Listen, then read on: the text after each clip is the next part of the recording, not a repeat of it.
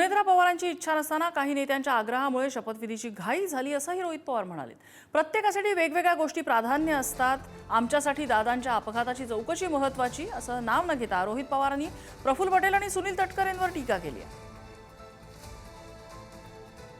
राज्यामध्ये ती मेंटेन करण्यासाठी ती सत्ता तशीच राहावी यासाठी त्या पक्षाचे प्रमुख नेते म्हणून त्यांना कदाचित ती गोष्ट थोडीशी जास्त महत्त्वाची वाटली असावी आणि हीच गोष्ट करत असताना कुठेतरी मेन विषयाकडे लक्ष न जाता दुसऱ्याच विषयाकडे त्यांचं लक्ष गेल्यामुळे कदाचित काकींची इच्छा नसताना सुद्धा शपथविधीला सुद्धा काही प्रमाणात घाई ही त्यांच्याकडनं तिथं झाली।